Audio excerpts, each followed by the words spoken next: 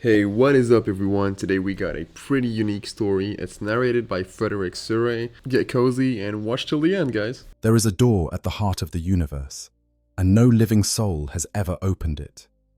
Not the mightiest warriors in human history, not the most brilliant minds the Inquisition has ever produced, not tech priests who have devoted centuries to unlocking its mechanisms, or psychers who have burned themselves to ash trying to read its intent. Not even the greatest strategic commanders who have ever stood before its surface, who have studied it for decades and whispered to it like it was a god, and pleaded with it like it was a prisoner, and demanded answers from it like a man standing in front of a locked room in a burning building. Nobody opens the Omega Vault, not because they lack the courage or the will or the firepower, but because you simply cannot. The door decides when it opens, and when it does, whatever comes out is never quite what anyone expected. Sometimes it is a weapon powerful enough to end a world, not a continent, not a city, an entire living world scrubbed of every organic molecule on its surface. Sometimes it is a book no one was supposed to read. Once, and this is the detail that should chill you all the way through, the vault opened and gave the Death Watch a human being. A single person, ancient beyond measure, preserved in a field of frozen time, who woke up just long enough to say 2 words before dying of old age. 2 words. That is it. No elaboration, no context, no footnotes or maps or helpful supplementary materials. Someone went to the extraordinary effort of preserving a human mind across unimaginable spans of time, when maintaining a stasis field within a sealed vault in one of the most remote and inaccessible locations in the galaxy, waiting for a moment judged significant enough to warrant the release of this preserved individual. And the message was 2 words. No one recorded what those words were, or if they did, those records have been classified or destroyed or sealed somewhere just as inaccessible as the vault itself. And then, somewhere in the deep cold silence of Watch Fortress Arioch, in those echoing, dust-carpeted corridors beneath the war-tattered banners of past glories, the bell tolls. Not a bell of celebration, not a bell that calls warriors to prayer, or announces the beginning of a feast, or signals the change of the watch. A bell of warning, the kind of sound that means the door is closing again, that the moment has passed, whilst that whatever was offered has now been taken or left behind. And if you are still inside when the door swings shut, something is going to happen to you that the lore tastefully declines to describe in detail. The bell tolls, the door closes, and the Omega Vault returns to its patient silence. Today we are going to sit with this mystery the way you sit with something that refuses to be fully seen. We are going to trace its shape the way you trace the shape of something in the dark, not by looking directly at it, but by feeling where the edges end and where the empty space begins. We are going to walk through the dying starlight of the Jericho Reach, past the bones of a civilization that rotted away 5,000 years ago, through hallways lined with the skulls and spines of alien creatures slain across centuries of relentless vigil, and up to the threshold of a door that stands 40 paces high and is sealed behind layers of void shields and adamantine plating as thick as the prow of a warship. We are going to ask the questions that the greatest minds of the Death Watch and the Inquisition have been asking for as long as they have known the vault exists. Who built it? What is inside?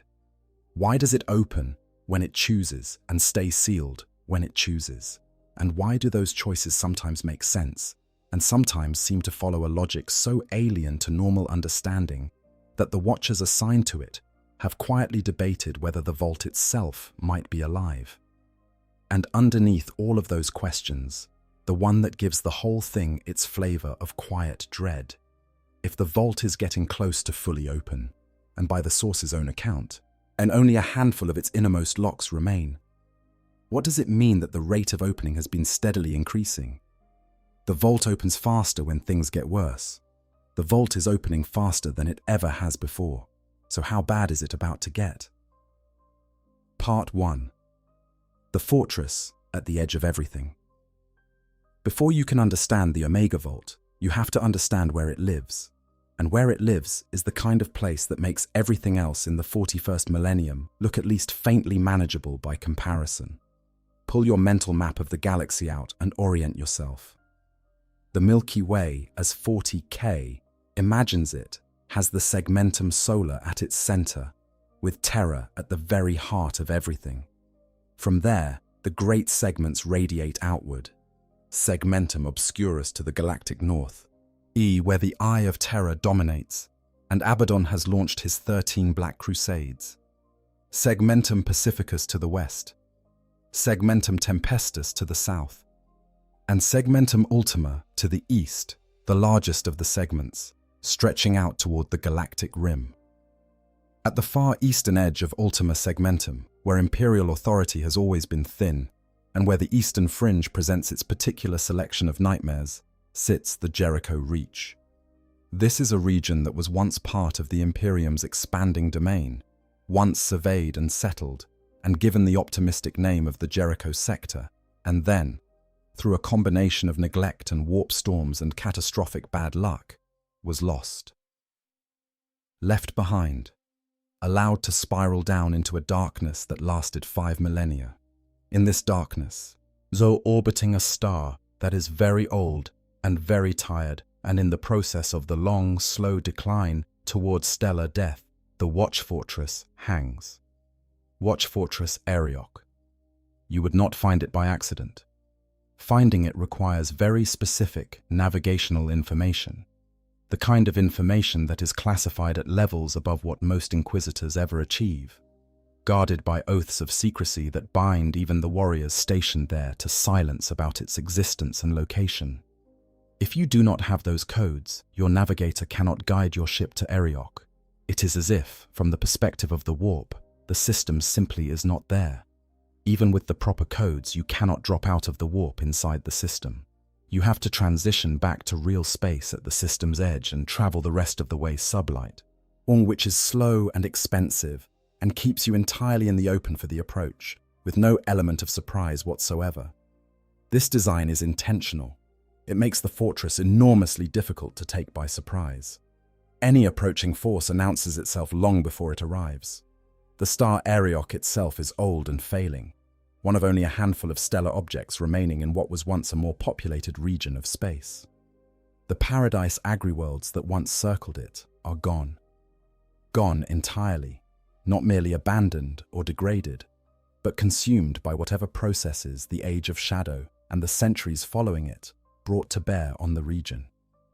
The system that remains is a stellar dead zone, its once productive worlds reduced to nothing, its asteroid belts unusually clear of the debris that typically characterizes inhabited systems.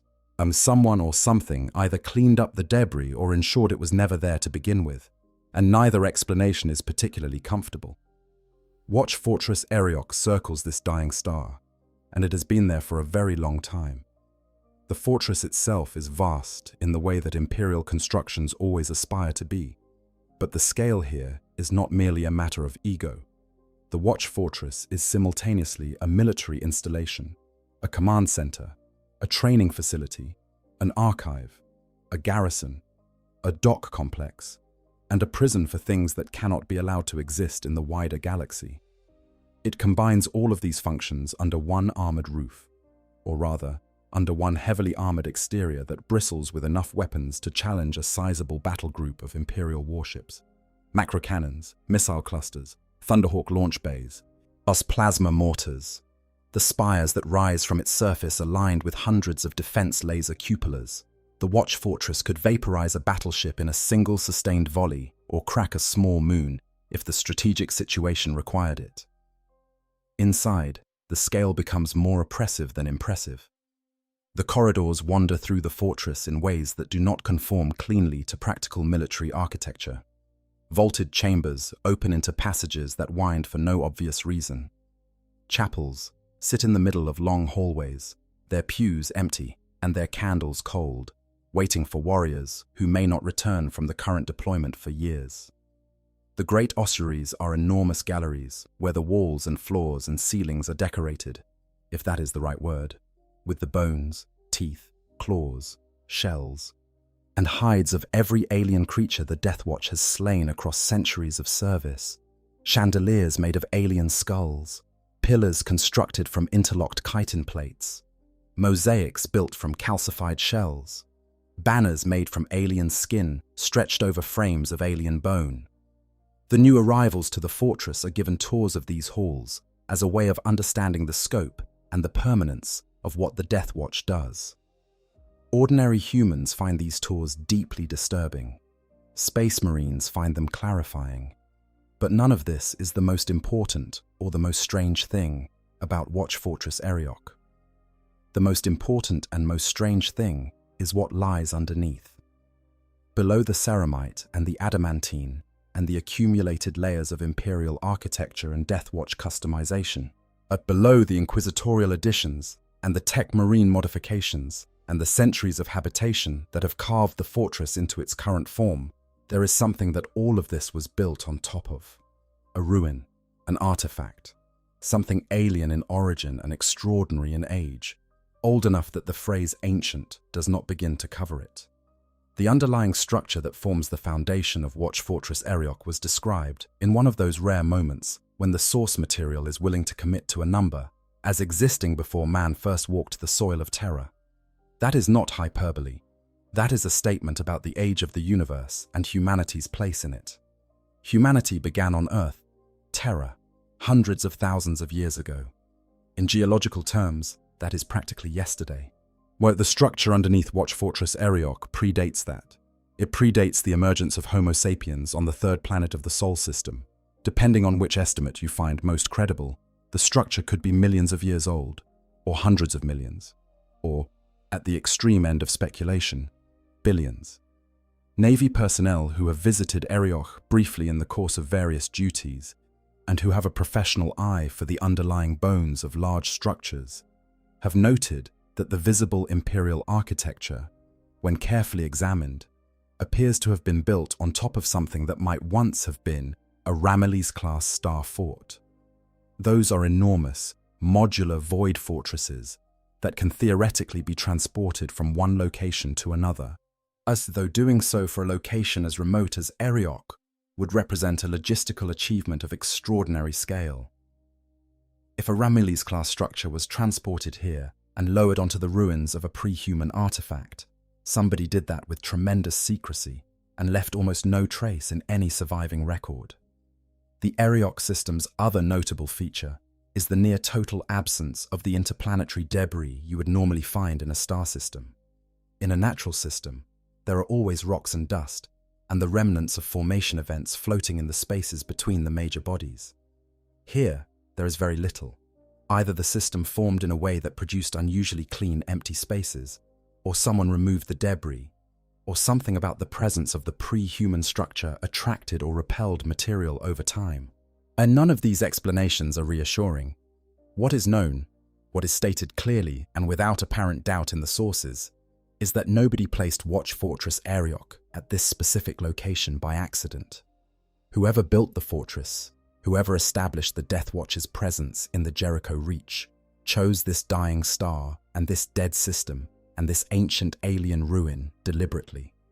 Something about this specific place was the point. The fortress was not built here because this was the most convenient location. It was built here because this was the location that mattered. The Death Watch has been stationed at Arioch for as long as the Death Watch has existed in anything like its current form, and that is a long time. The organization was founded after the War of the Beast in the 32nd Millennium, a conflict so catastrophic that the Imperium nearly failed to survive it, a conflict involving an orc force of such unprecedented scale and coordination that it nearly reached terror itself before being stopped. In the aftermath of that war, the decision was made to establish a permanent specialist force dedicated to monitoring and responding to the most extreme alien threats, one that would not be subject to the politics and competing loyalties of individual Space Marine chapters. The Death Watch was the result, and one of the first things the Death Watch did, apparently, was establish a presence in the Jericho Reach. One of the first priorities of an organization formed in the wake of the worst alien invasion in post-heresy history was to maintain a secret watch station at a specific dead star, in a specific dead system, on the edge of a specific region of space. Someone decided that was important. The reasons why were apparently considered too sensitive to record in any document accessible to the broader organization. Watch Fortress Arioch was already there when the Death Watch moved in, or at least the structure it would be built on top of was already there. The alien ruin, the ancient foundation, the place that someone chose to be the center of the longest vigil in the Imperium's history was chosen deliberately, and it was chosen before the Death Watch existed. Part 2. What the fortress contains beyond the vault. Before we get to the vault itself, yes, it is worth spending a little time with what else Watch Fortress Arioch contains, because the context helps explain why the Omega Vault is unusual, even by the standards of this very unusual place. Watch Fortress Arioch already contains things that, in any other context, would be the most extraordinary and terrifying objects in the galaxy. In the sealed vaults throughout the lower levels of the fortress, vaults that are distinct from the Omega Vault, ordinary security vaults rather than mysterious autonomous ones, the Inquisition and the Death Watch have accumulated centuries of Xeno's artifacts, forbidden texts, and things that cannot be destroyed but cannot be safely displayed. Some of these ordinary vaults are sealed to everyone in the fortress except a single specific person. When that person leaves Arioch or dies, the vault remains sealed.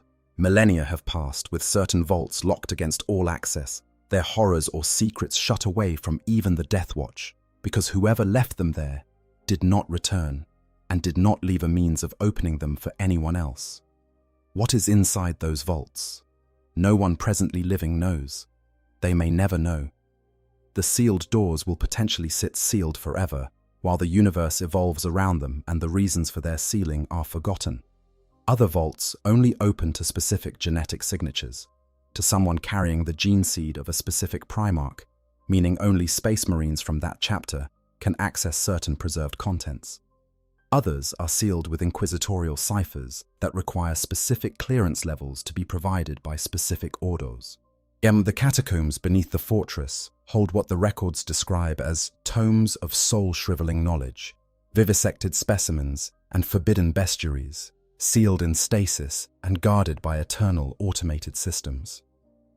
The hunting grounds are sections of the fortress that have been converted into replicas of alien environments. The Death Watch hunts actual living alien specimens in these spaces, creatures captured from across the galaxy and brought to Arioch to serve as training subjects. Some of these replicas are almost indistinguishable from the real thing. Holographic skies over reconstructed alien landscapes, native flora grown from seeds brought from dead worlds, the smells and sounds and physical challenges of environments that most humans will never see and are better off not encountering. The tower called the Tower of Brass, and which projects into vacuum from the upper hull of the fortress, is traditionally the domain of the Inquisitor of the Chamber, the Inquisition's representative to the Death Watch's leadership council. This tower is separate from the main fortress in a meaningful way, a statement of the Inquisition's independence even within a collaborative arrangement. The Death Watch does not enter the Tower of Brass unless duty or suspicion calls them there. Whatever the Inquisitor of the Chamber keeps in their private rooms and sealed storage is their business, and the Death Watch has enough of its own mysteries without adding the Inquisition's personal secrets to the list. All of this extraordinary accumulation of the strange and dangerous and irreplaceable, all of these centuries of careful collection and storage, exists around and outside the Omega Vault. The vault does not make the fortress unusual. The fortress was already one of the most unusual places in the Imperium. The vault makes it something more than unusual. The vault is the part that the fortress was actually built around. Part 3, the Jericho Reach, a history of what was lost. To understand why the Omega Vault matters and why its accelerating activity is so significant, you need to understand what the Jericho Reach actually is, what happened to it, and why the Death Watch chose to maintain a presence there through 5,000 years of abandonment. The region was not always called the Jericho Reach. It had a different name before the darkness, the Jericho Sector, and before the darkness, it was a prosperous, reasonably well-populated region of the Imperium of Man. As the Great Crusade claimed it along with everything else the Emperor's armies could reach. And in the aftermath of that conquest, the Jericho Sector was built up into a functioning civilization. Worlds raised from rubble, alien threats cleared from established settlement zones, cities established, supply lines laid in, the ordinary infrastructure of imperial expansion made real across dozens of inhabited planets. The sector capital was a world called Voronus, a hive planet, one of those dense, tiered urban masses where billions of people live in perpetual vertical city, the upper levels wealthy and the lower levels increasingly grim, the outer skin of the hive bristling with industry and the inner core clogged with the human excess that civilization generates. It was not an unusual world for the Imperium, but it was an important one. The focus of the sector's political and economic activity, the place where decisions were made and recorded, the Horus heresy left scars on the sector as it left scars on everything the Imperium had built. The civil war that consumed the 31st millennium burned across the Jericho sector as it burned across every other populated region, and the healing that followed was slow and imperfect. Then the age of apostasy arrived, that catastrophic period in the 36th millennium when the Imperium came closer to destroying itself from within than it had at any point since the heresy, and the Jericho sector began the process that would eventually unmake it. It started with communication. The astropathic links that connected the sector to the wider Imperium became less reliable. Ships traveling through the warp in and out of the region began to be lost more frequently. Warp storms gathered at the sector's borders, not with the sudden violence of a military assault, but with the slow persistence of bad weather that refuses to clear. The sector's connection to the Imperium, which had never been the strongest given its distance from the galactic core, grew thinner and more intermittent. The response from Terra was inadequate. The age of apostasy had the High Lords drowning in crises of their own making, and a struggling border sector on the far side of the galaxy did not rank high enough to draw decisive intervention. The available fleets and armies were deployed elsewhere. The bureaucratic infrastructure of the Departamento Munitorum, already straining under the weight of its own complexity, could not properly address the needs of a region it was increasingly losing communication with. The last Imperial naval patrol to withdraw from the region reported what they saw, in terms that read like a description of someone watching a city go dark.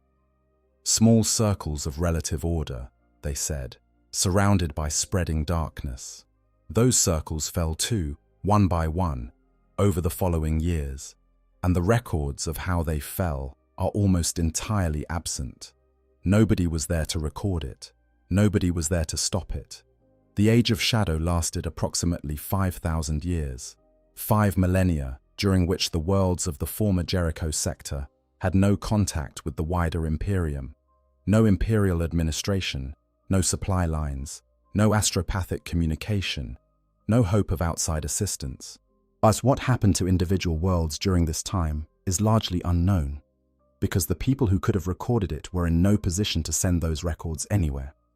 And the records that did survive are fragmentary at best. What we know is the general shape of it. Some worlds maintained fragments of imperial culture for centuries before those fragments finally fell. Some turned to chaos essentially immediately, their populations embracing the promises of the dark gods with the desperation of people abandoned by the only power they had ever known. Some regressed technologically, losing generation by generation the knowledge of how to maintain the equipment they depended on, slowly becoming feral as machinery failed and was replaced by simpler alternatives. And even those simple alternatives failed and were replaced by nothing.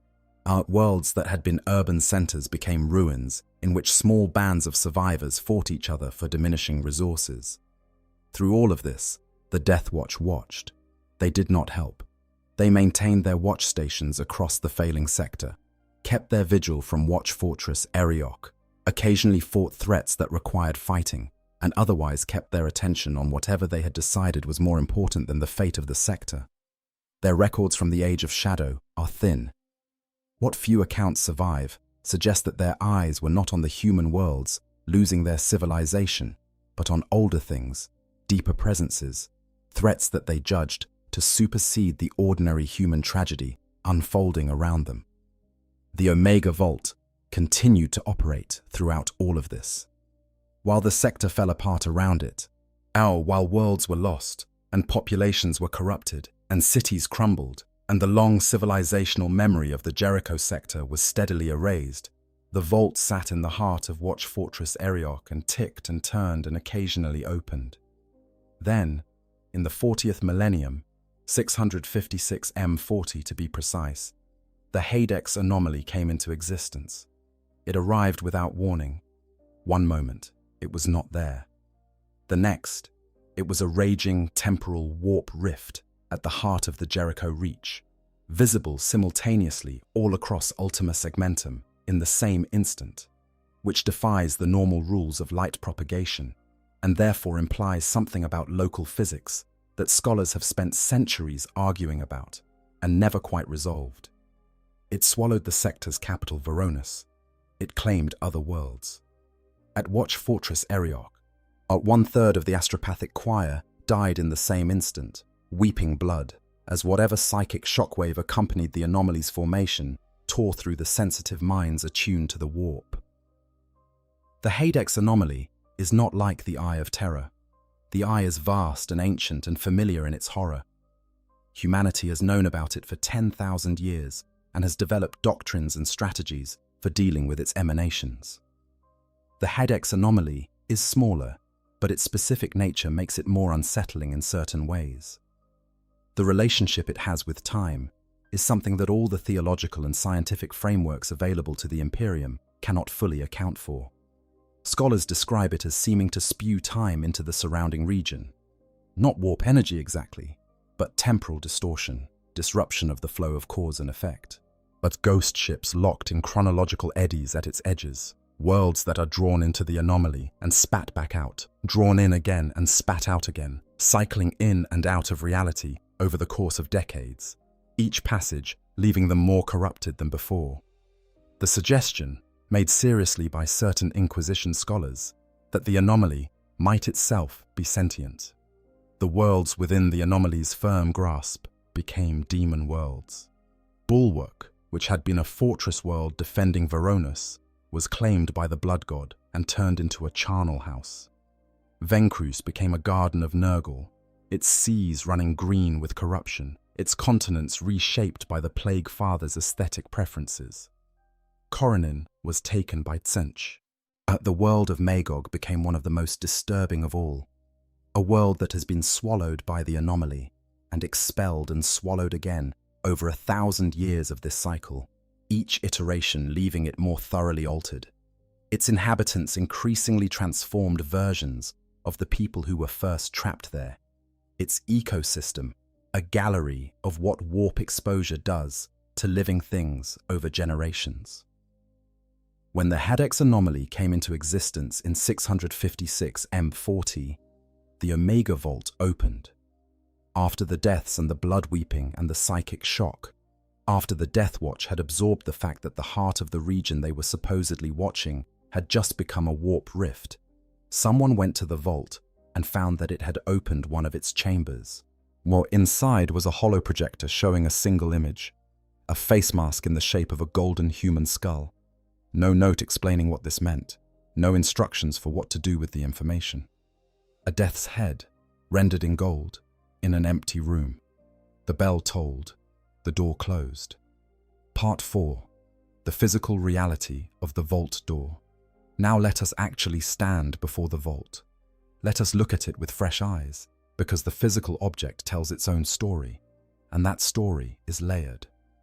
The Omega Vault is described as a broadly cylindrical structure, not a single room, but an interconnected complex of chambers, catacomb passages, and ancient mechanisms, running vertically through the core of Watch Fortress Arioch across multiple levels. Think of a sealed tower at the fortress's heart, a tower within a tower, accessible from the outside only through a single entrance point. The outermost chambers of this complex are arranged around the perimeter. Moving inward, each layer is more deeply sealed and more ancient than the last. At the absolute center is the innermost vault, the final chamber, the secret of secrets, not yet fully revealed. The entrance, the face the vault presents to anyone approaching it, is a single door standing 40 paces high. 40 paces. Take a moment to actually visualize this, because it is easy to read a number and not feel its weight. A comfortable walking pace for an adult human covers roughly 2.5 feet. 40 paces is therefore about 100 feet of door. 3 stories and change, from threshold to lintel. And a space marine in full power armor stands roughly 9 feet tall. The door is approximately 11 space marines stacked toe to crown. It is a door that was built to make you feel small before you have even begun to consider what is behind it. It is an architectural statement about the relative importance of any individual person versus whatever is preserved within. The door is sealed by layered void shields, the same defensive technology that protects capital warships from weapons fire in the void of space. The same system that makes a ship of the line so difficult to damage despite being surrounded by nothing but vacuum. Void shields work by intercepting incoming matter and energy and dissipating them before contact. And on the scale deployed around a single door, they represent something genuinely extraordinary. The application of warship-grade defensive systems to an individual piece of architecture. Behind those void shields is the physical door itself, adamantine plating as thick as the prow of a warship. The prow of a warship is the most heavily reinforced section of the vessel, the leading edge designed to absorb the impact of ram attacks and high-velocity collisions, built from the densest materials available to Imperial metallurgy, engineered to maintain its integrity under forces that would shatter lesser constructions. Matching that thickness in a door requires a quantity of adamantine so massive that simply manufacturing and transporting it would represent a significant logistical challenge. You cannot breach this door with conventional weapon systems short of siege-level ordnance. And even then, whatever you use to destroy the door would likely destroy everything behind it as well. The door is not just a lock, it is a statement about the permanence of what lies beyond it. But here is where the vault's defenses take a turn that reveals its designer's priorities. Even if you somehow breached the door, even if you cracked those void shields and burned through that adamantine plating, you would still not be able to reach whatever is inside. Because the air inside the Omega Vault is lethal to every form of life in the galaxy except one. There is a synthetic pathogen maintained within the Vault's enclosed atmosphere. Not a natural organism.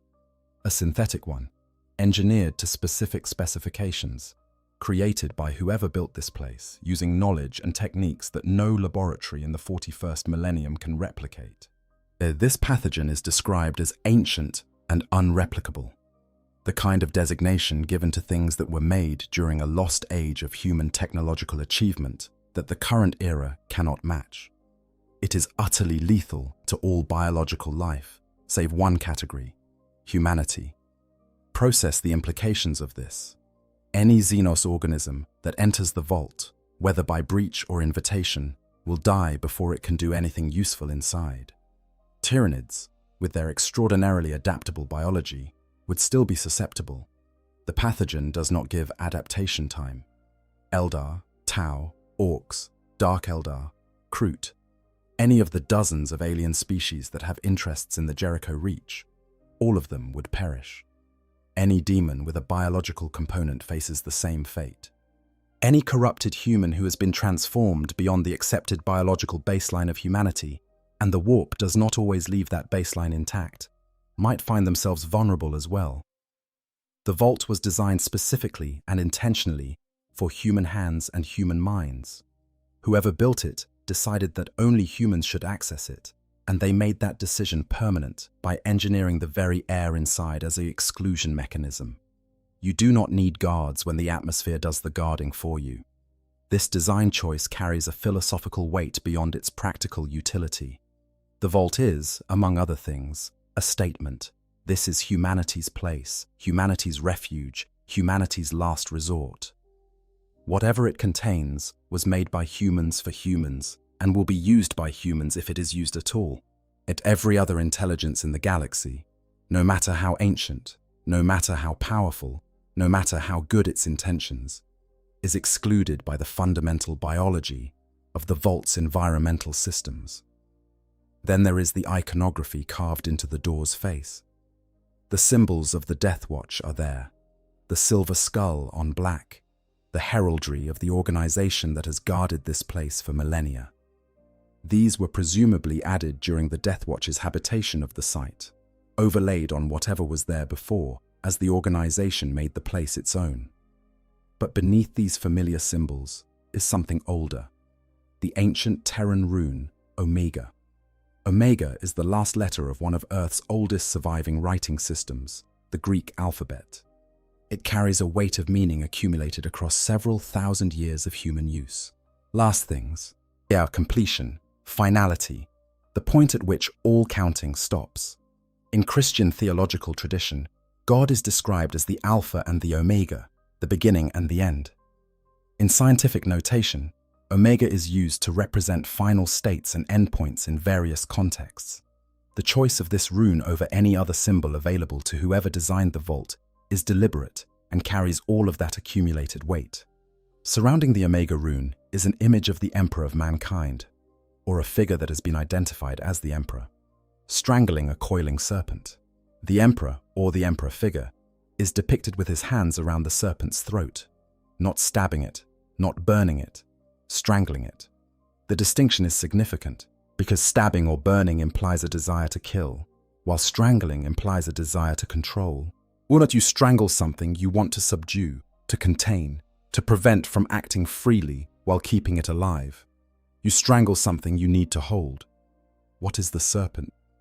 In the most general reading, it is a symbol of the treacherous and the hidden, of the enemy who corrupts from within rather than attacking from without.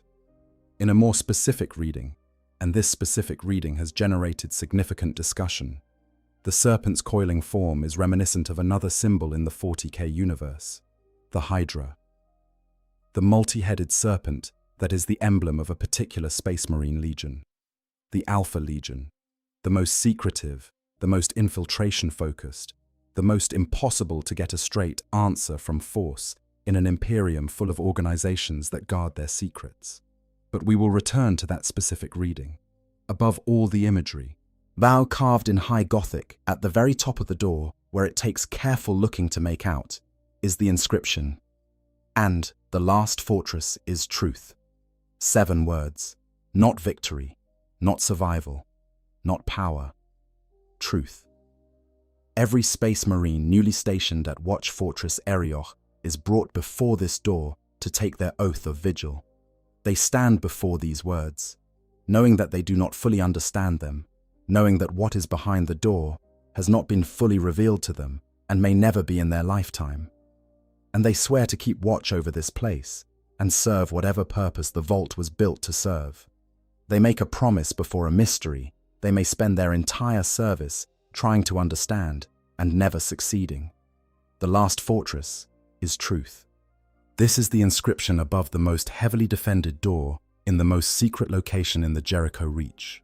Whatever is inside has been secured, not just physically, but conceptually, not just protected against physical breach, but held for a specific moment, a specific purpose, a specific crisis that demands not power, but something else. No living creature opens the door from the outside. The vault is in charge of the door. The vault decides. And no one alive has ever found a way to override that arrangement. Part 5. The mind in the machine. Understanding the vault's autonomous behavior. This is where the mystery departs from ordinary engineering and becomes something that challenges the usual 40,000 framework for understanding powerful objects. The Omega Vault is not passive. It is not simply a very secure storage facility. It is something that watches, something that processes, something that responds to the world outside its walls in ways that no mechanism built by human hands should be able to do, particularly given the apparent age of the device, which far predates any computing, or artificial intelligence technology the Imperium of the 41st Millennium understands. The vault opens its chambers in direct response to events unfolding in the Jericho Reach, not to commands, not to keys or codes or passwords or the correct application of the right cipher at the right time. The vault monitors what is happening across the Jericho Reach, across hundreds of star systems, across billions of lives, across the full complexity of the political and military and spiritual situation in a contested sector of the galaxy. And when its internal processes determine that a specific event or condition has been met, it opens a specific chamber and leaves something available for the Death Watch to retrieve. The implications of this are worth dwelling on. To monitor events across an entire stellar sector requires an information-gathering network of extraordinary scope. The Vault cannot rely solely on data fed to it by the Death Watch, and indeed, there is evidence it has always known things the Death Watch had not yet reported. To predict which tools would be needed at which moments requires either impossibly advanced forecasting capability or something that functions as genuine precognition. And to maintain all of this across thousands of years, through the Age of Shadow, through the fall of the sector, through periods when Watch Fortress Arioch itself was undermanned and nearly isolated, without any known maintenance program or power source that the current inhabitants can identify and verify, requires engineering that the 41st Millennium cannot match. The Vault is also connected somehow to the central data reservoir of Watch Fortress Arioch. When Death Watch kill teams submit operational reports after missions, when watch stations forward intelligence assessments, when the Chamber of Vigilance logs significant events, all of this information flows into the fortress's main systems, and some of that information appears to trigger Vault activity. But the Vault reads what the Death Watch feeds it and uses it as part of its decision-making process. This creates a strange relationship between the Death Watch and the Vault. The Death Watch protects the Vault and carries out the missions the Vault implies, but the Vault is also, in a meaningful sense, directing the Death Watch, reading their reports, and deciding what they need to know next. The organization thought to be guarding the Vault is also being guided by it, in a relationship of mutual dependence that the Vault's designers presumably intended. Okay, real talk for just a second. I've been sitting with the Omega Vault for a while now, and the thing that genuinely gets me every single time I come back to it is how patient it is. Like, everything else in 40k is loud, everything screams at you, bolters, chainswords, demon princes, tyranids.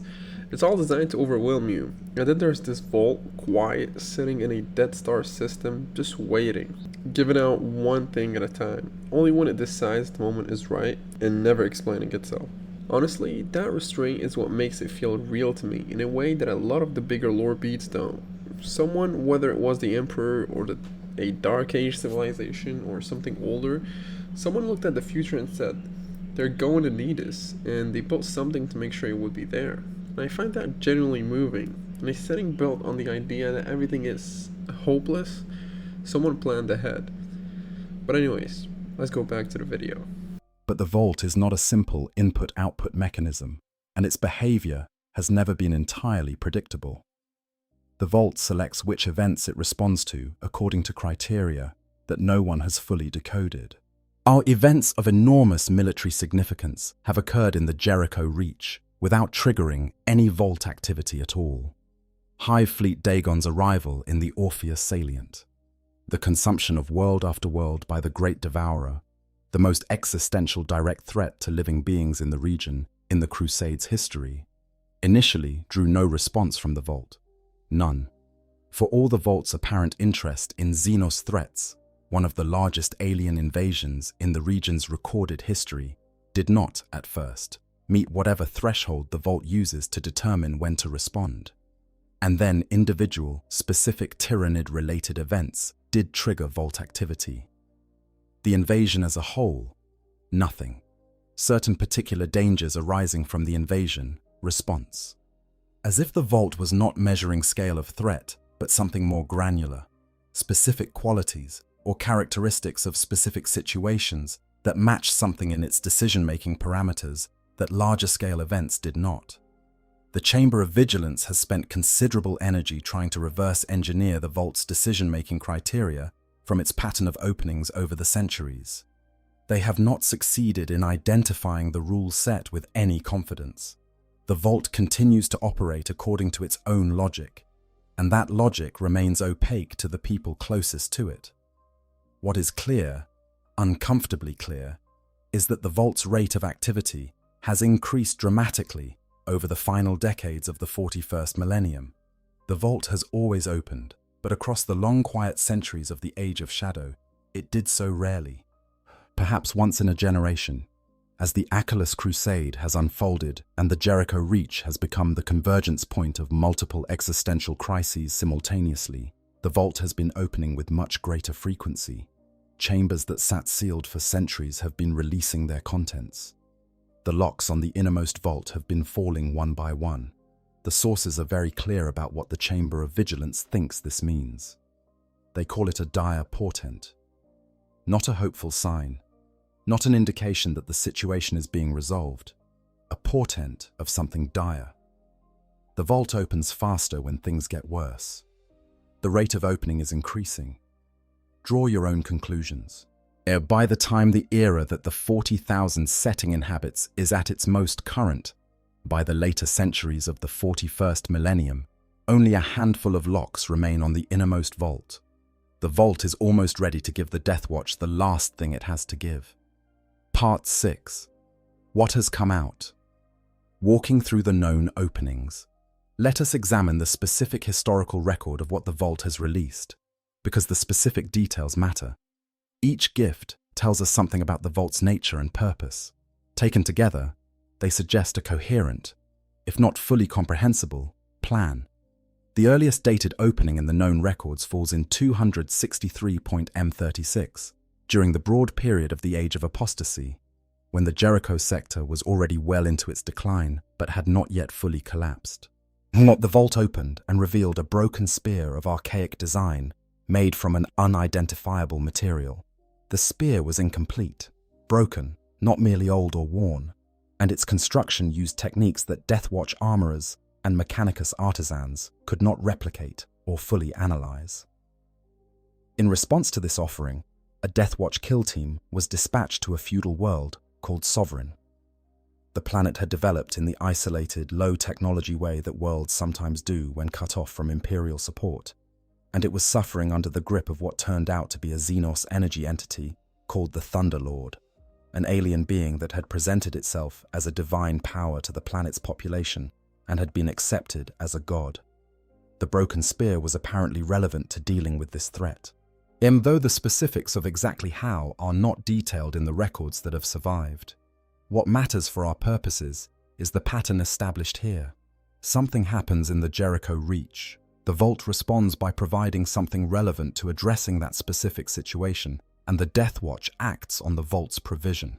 The vault is not simply a passive repository, it is a responsive support system, tuned to the needs of the situation developing around it. In 274 M38, after the Jericho sector has been thoroughly subsumed by the Age of Shadow, the vault opened again and offered a data crystal. Not an ordinary data crystal, an impossibly archaic one, of such ancient design that only the most ancient systems in Watch Fortress Arioch could interface with it at all. When those ancient systems finally read the crystal's contents, they found exactly one piece of information, a set of astrographic coordinates. The coordinates pointed to a tract of interstellar void spinward of a world called Jove's Descent. Not a world, not a star system, just empty space. A region of void with no catalogued stellar bodies, no known Xenos activity, nothing in the records to indicate why those coordinates would be significant. An investigation vessel was dispatched. The ship spent 10 days at the coordinates, conducting whatever surveys were possible, finding nothing. When the ship turned for home and prepared to enter the warp, the ship's astropath, the psychic individual who serves as both communications officer and navigational sense for warp travel, suffered a terminal seizure. As the seizure killed him, and his final words were a shrieked warning. Mankind must never set foot in that reach of space again. He died. The ship returned. Whatever is at those coordinates has been left strictly alone ever since. What is there? What killed an astropath with the psychic residue of whatever it is, before they had done anything except prepare to leave the vicinity? The Vault knew those coordinates were important. The Vault preserved them and offered them at a specific moment.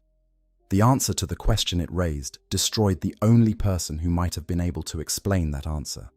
And the Vault's implicit instruction, encoded in the manner of the astropath's death as clearly as any written warning, was, "Do not go back there. Mankind must never go there." The Vault kept a secret that was too dangerous to fully reveal. In 656 M40, when the Hadex anomaly erupted into existence, and 1/3 of the astropathic choir died simultaneously, the Vault opened to the Golden Skull hologram. We have already discussed this one. A single image, a death's head in gold. Whatever it meant to whoever designed it, whatever contextual knowledge was supposed to accompany its interpretation, was not available to the Death Watch who received it. They had to work with what they were given. Then comes an entry without a precise date, which is itself significant. At some unknown point, the records are unclear on when, Watch Fortress Arioch's automated defense systems activated spontaneously. Full alert status. The Battle Brothers scrambled, checking sensor arrays, preparing for incursion, expecting an enemy assault from some direction. They found nothing. The sensors that had triggered the alarm could not locate any threat. The defenses cycled down. Investigation followed. The investigation found that one of the Vault's chambers had opened. Inside was a book, a simple tome bound in withered leather, old but not impossibly so. The tome is now called the Derleth Lexicon, after whoever compiled its contents. The detail here that should arrest your attention: the Vault triggered the fortress's own defense systems as a way of ensuring the book would be found and taken seriously. The Vault does not simply leave things in open chambers and wait for someone to notice. It actively manipulated the fortress's security infrastructure to create an alert that would force the Death Watch to investigate. It used the language of imminent attack to communicate. This matters. Go look. Someone needs to see this right now. What is in the Derleth Lexicon?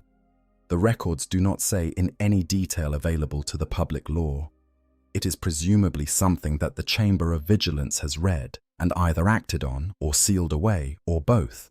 The Vault decided it was important enough to trigger a fortress-wide alarm. That is a significant data point about the book's contents, even without knowing what those contents are. At an unknown date, another chamber opened and contained a bolt gun. The weapon is called the Eternity Gate bolt gun, and it is one of the most genuinely moving objects in the Vault's known inventory. The bolt gun's casing is engraved with a narrative, scenes of combat, carved in metal by an unknown hand, depicting its original owner fighting against the traitor legions before the Eternity Gate at the Siege of Terra. Yes, this is a weapon from the most important battle in human history. Its original user stood in the final defense of Earth while Horus's forces attempted to kill the Emperor and end the Imperium before it had properly begun. The weapon sat in the Vault for over 10,000 years, longer than the Imperium has existed. In perfect preservation, its history recorded in the metal of its body, waiting to be given to someone at a moment the Vault judged appropriate. The Battle Brothers who handled it described feeling something from it, an aura of age and duty that had not diminished across all those millennia. A weapon does not simply carry its history by existing. It carries something more that the 40,000 universes metaphysics allows for: the psychic weight of the intentions and sacrifices of everyone who has touched it. Yet the Vault kept that weapon safe for 10,000 years and gave it back at the right moment. Then comes 715 M41, less than 300 years before the present day of the setting, and what might be the Vault's most deliberately cryptic gift yet. 2 Inquisitors arrived at Watch Fortress Arioch without any advance notice. They came unannounced, but their credentials were impeccable. Every cipher, Every identifying document, every code required for access was exactly as it should be. One introduced herself as Camilla Noesis. The other gave only the name Caleb and kept his face hidden behind a featureless mask of tarnished silver. When asked how they had found the fortress, remember, Arioch's location is one of the most closely guarded navigational secrets in the Jericho Reach, not accessible through normal inquisitorial channels. They gave no explanation. They said only that the time was as it should be. They refused to say anything more about themselves, their origin, or their purpose in being there. Their arrival was simultaneous with the opening of a vault chamber. Inside was a chronograph from the Dark Age of technology. Not just a very old clock, a Dark Age of technology device, meaning something built during humanity's highest technological achievement era, meaning something that cannot be replicated, something operating on principles that the mechanicus of the 41st millennium does not fully understand and would classify as heresy if it tried to reverse engineer. The chronograph was running. It was measuring with total and perfect precision a countdown. Hours and fractions of hours, declining towards zero, towards some future moment that the device's designers had apparently determined was significant enough to warrant this specific measurement. When is that moment? What happens when the countdown reaches zero? Who set the clock? And how did it know when to start? These questions were debated by the Chamber of Vigilance across 13 full days of meetings with the two mysterious inquisitors in attendance. At the end of those 13 days, the inquisitors took every record of what had been discussed and left the fortress. Neither has been seen again in any lore that has been published. Whatever was decided, whatever the countdown was measured toward, whatever Camilla Noesis and the silver-masked Caleb contributed to the discussion, all of it is gone from accessible records. The countdown continued. And then there is the astropath. Of all the things the Vault has given the Death Watch, this is the one that most requires you to stop and think about what it implies. At some point, the Vault revealed a chamber containing a human being, a person, an astropath, preserved in a stasis field, held outside the flow of time, neither aging nor experiencing, simply suspended in perfect biological arrest, waiting. The stasis field had been running inside the Vault for long enough that when the Death Watch released it, the astropath inside was revealed to be extraordinarily old. Not old in the way of normal aging, the stasis would have prevented that, but old in the sense that the stasis field had been masking a biological age accumulated before the stasis was applied. When the field released and time resumed for this individual, as every year of suppressed biological time reasserted itself instantly, the astropath woke up, performed their function, sent one brief astropathic message directed to a recipient that the fortress's systems could not trace or identify, spoke 2 words aloud, and died of extreme old age before anyone could ask them anything further. 2 words. What were those 2 words? What was the astropathic message? Who was the message sent to? These are questions the records refuse to answer. Either the words were recorded and the records were sealed, or they were not recorded, or the recording was destroyed. Whatever those 2 words were, they were important enough for whoever designed the Vault to preserve a human being in frozen time for potentially thousands of years just to deliver them at the right moment. And someone put that person in stasis and arranged them inside the Vault with the specific intention that they would wake up at a specific time, send a specific message, say 2 specific words, and die. The cold operational practicality of this, the willingness to treat a human life as a delivery mechanism for a message, is simultaneously very dark and deeply fascinating. And the 2 words were enough. The Vault gave exactly as much as it had determined was needed, and not 1 syllable more. Beyond these specific notable events, the Vault has also yielded the following over the course of its operation: tomes of archaic lore addressing specific Xenos threats and strategic challenges, fragments of alien devices whose purpose has not always been immediately clear, world-slaying virus canisters of the type used in Exterminatus protocols, vortex torrent, imploder charges that create cascading rifts in the fabric of reality. An object described as the imprisoned nightmare child, the specifics of which the lore declines to elaborate on in ways that suggest you do not want to know what a nightmare child is. Xenological specimens preserved for study, enigmatic star charts, and ancient weapons forged in eras no longer remembered by anyone alive. These are the outer gifts. This is what the vault has been willing to share across the centuries. Each object tells a story. Each opening was a response to something the vault had decided required a response. And all of this, all of these extraordinary things, are merely the contents of the outer chambers. The practice run before the main event. Part 7. The Inner Vault. The Last Lock. At the absolute center of the Omega Vault complex, behind all the outer chambers and their remarkable contents, there is another door, the innermost vault. This is the chamber that the Chamber of Vigilance has been watching the locks of for centuries, counting them as they fall, trying to calculate whether the pace of falling corresponds to anything predictable. The locks have been opening themselves one by one, in apparent response to the same conditions that drive outer chamber openings. Major events in the Jericho Reach, significant information flowing into the fortress's systems, the escalating tempo of crises in the region. The innermost vault is bound by what the sources call scores of locking mechanisms, not tens, scores, which means multiples of 20. They're implying something in the range of 40 to 60 or beyond. Each of these mechanisms is, like everything else about the vault, not a conventional lock.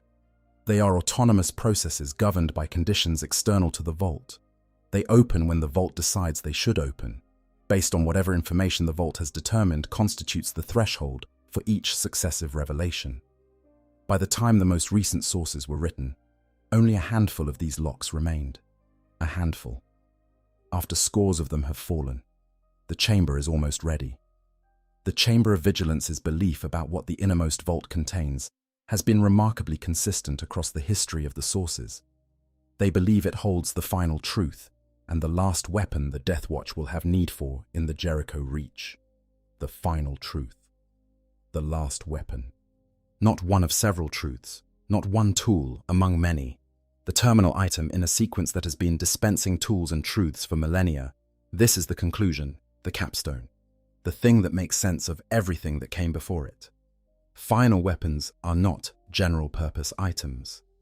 A final weapon is one kept back until every other option has been tried and found insufficient. It is the thing you use when the situation has deteriorated to the point where ordinary resources can no longer address it. And the timing of the innermost vault's approaching readiness, coinciding with the convergence of 3 existential threats on the Jericho Reach and the formation of the Great Rift, and the most intense period of danger in the region's documented history, suggests that the vault itself judges the current moment as approaching the threshold of necessity. The inscription still hangs above the outer door. The last fortress is truth. The final weapon is not a gun or a virus or a charged device. It is something that has been withheld not because it needed protection from the enemy, but because it needed protection from being deployed too early, in the wrong hands, at the wrong moment. Truth as a weapon is something the Imperium has always feared. An empire built on controlled information, on carefully managed ignorance, but on the careful suppression of certain categories of knowledge. Such an empire has every reason to fear what happens when the truth it has been suppressing becomes available to the people it has been suppressing it from. The vault does not seem to have been designed with that fear in mind. The vault seems to have been designed with the opposite conviction, that the right truth, given to the right people at the right moment, is more powerful than any weapon made of matter. Part 8. Who built it? The question that has no clean answer. This is perhaps the most interesting and contested question surrounding the vault. And the honest answer is that no one knows for certain. What we have are clues and implications and theories, and the theories range from the plausible to the intriguing to the cosmically unsettling. What is established? The vault was built by humans. This is not speculation. The evidence for human authorship is substantial. The High Gothic inscription uses an ancient Terran writing system and human language. The synthetic pathogen is specifically targeted at all non-human life, which is exactly the biological design choice a human builder would make if they wanted to secure something for human use only. The contents of the vault have consistently been useful to human actors and addressed human concerns. The vault appears to operate as a gift, an autonomously delivered collection of resources designed to assist a human civilization facing specific challenges, but not contemporary humans, not even Imperium-era humans. The vault predates the Imperium in a meaningful way, and the underlying structure it inhabits predates human civilization entirely. The most coherent explanation is that the vault's mechanisms and contents were created during the Dark Age of technology, that legendary period of human achievement before the Age of Strife, when humanity had reached technological and intellectual capabilities never since replicated. During this era, human science and engineering had achieved things that the mechanicus of the 41st millennium can barely describe and cannot reproduce. Self-directing machine intelligences, genetic engineering sophisticated enough to produce the pathogen inside the vault, computing architectures capable of the kind of long-range prediction and autonomous decision-making that the vault displays. The vault was built during humanity's golden age and designed to outlast it. And its creators knew that the golden age would end, that the age of strife would follow, that the warp storms would isolate human civilizations, that the accumulated knowledge and capability of their era would be lost.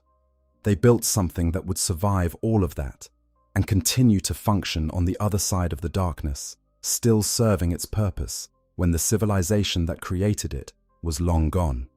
The depth of foresight required for this is staggering. They did not just anticipate a period of technological decline. They anticipated the specific shape of specific threats that would arise thousands of years after their own deaths, in a region of space they could not physically have visited in their lifetimes, involving alien forces and warp phenomena that had not yet manifested. They arranged the vault's contents to address these specific anticipated situations and built the autonomous decision-making system that would know which contents to deploy when. This level of predictive accuracy requires either the most sophisticated artificial intelligence ever constructed, one capable of modeling the future of an entire galaxy across thousands of years, or something that functions as genuine precognition. The difference between these two explanations may not be as large as it appears, because at sufficiently high levels of complexity, the line between prediction and prescience becomes genuinely blurry. There are those who believe the Emperor of Mankind was directly involved in the vault's creation. The Emperor's abilities by the time of the Great Crusade were acknowledged to be genuinely beyond ordinary human capacity. He had lived for at least 38,000 years by the time the heresy occurred. His psychic power was of a scale that allowed him to maintain the Astronomicon from a single point on Terra, to navigate the warp with capabilities no navigator could match, to craft the Primarchs and the Space Marine gene seed and the procedures that created the Grey Knights. He had spent most of human history operating in the shadows, intervening at critical moments, steering civilization toward outcomes he considered necessary. The image on the door, the Emperor figure strangling the coiling serpent, could be as much an authorial signature as a symbolic statement. This was made by the one who strangled the serpent, the one who holds the hidden enemy in check. If the Emperor built the vault, or designed it, or was involved in its construction through agents operating during the Dark Age of technology, then the vault's extraordinary predictive capability becomes slightly more explicable. The Emperor's psychic ability might extend to a form of temporal awareness that could anticipate thousands of years of future history with reasonable accuracy. Against this theory, there are things the Emperor demonstrably did not anticipate or plan for, the heresy itself being the most obvious example. A being of perfect prescience would not have been caught off guard by the corruption of his most beloved son. Unless the vault was created before certain possibilities became fixed, Before the heresy's probability distribution collapsed into certainty. But this is getting into philosophical territory where the law itself becomes uncertain. The theory that has gained most traction among dedicated law analysts is simply this. The vault was built during the dark age of technology by human scientists and engineers of extraordinary capability, using knowledge and tools that are now lost. Those scientists and engineers built into the vault the most sophisticated artificial intelligence ever constructed, one capable of long-term prediction and autonomous decision-making that has sustained its operation across thousands of years without any external maintenance. The underlying structure they built on was old when they arrived there, yet a pre-human ruin they chose deliberately, possibly because it had properties relevant to the vault's function, possibly because its age and concealment were useful for the vault's purposes, possibly because something about the specific location was important for reasons that the builders knew but did not record anywhere accessible to the current custodians. Part 9.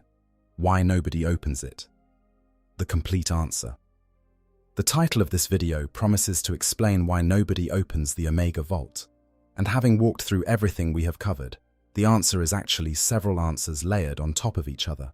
Some are practical, some are institutional, some are philosophical, and one of them is simply that you cannot open it. The first and most fundamental answer is mechanical. Well, no one opens the Omega Vault because it is not possible to open it by external will. The vault's locks are not physical mechanisms that yield to force or cleverness. They are autonomous processes governed by external conditions. There is no key that fits these locks because they are not key-operated locks. There is no password because there is no password interface. There is no correct sequence of actions that, if performed correctly, will cause the doors to swing open because the vault does not operate on a sequence of actions model. The vault opens when it decides the conditions for opening have been met, not before, not because of anything any person in Watch Fortress Arioch does or says or thinks. The vault's intelligence makes its own determination and acts on that determination. The Death Watch are recipients, not operators. They receive what the vault offers. They do not control when it offers it. To attempt to force the vault open, to try to breach the door through violence, to somehow bypass the void shields and cut through the adamantine plating, would require destroying significant portions of Watch Fortress Arioch itself, and whatever survived the breach would be exposed to the synthetic pathogen inside, which would kill everything except unmodified humans.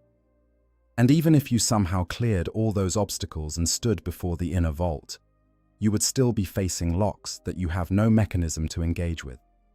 The second answer is biological and practical. Even setting aside the difficulty of breaching the outer door, any attempt to explore the vault aggressively would require moving through an environment lethal to virtually everything you might bring with you. Servitors and automated equipment with non-human biological components would die. Any alien allies would die. The Mechanicus, whose relationship with humanity's biological baseline has been complicated by centuries of augmentation, might find the pathogen's precise definition of human to be a source of unexpected casualties. The vault was designed to be approached by unaugmented humans. The same pathogen that excludes alien intruders potentially complicates access by humans who have modified themselves beyond the baseline the pathogen was designed to permit. Space Marines, with their extensive biological modifications, might find this threshold difficult to predict. Yet the sources do not explicitly address whether Space Marine augmentations make them vulnerable to the pathogen, which is itself suggestive. The Vault has always yielded its contents to the Death Watch, which suggests Space Marines are within the acceptable parameters. But anything that falls more substantially outside humanity's biological baseline is in more uncertain territory. The third answer is cultural and institutional. The Death Watch, as an organization, is built around the concept of the long vigil, watching, waiting, serving the larger strategic purpose that the Vault represents. The Vault's behavior over millennia of operation has demonstrated that it knows when to open. Yet it has demonstrated this so consistently and for so long That the institutional culture of the Death Watch has internalized deference to the Vault's judgment as one of its fundamental operating principles. When the Vault opens, the Death Watch responds to what it offers. When the Vault is sealed, the Death Watch maintains its vigil and trusts that the sealed state is appropriate to the current conditions. Attempting to force the Vault would not just be mechanically difficult. It would represent a fundamental violation of the institutional compact that defines the Death Watch's relationship to this place.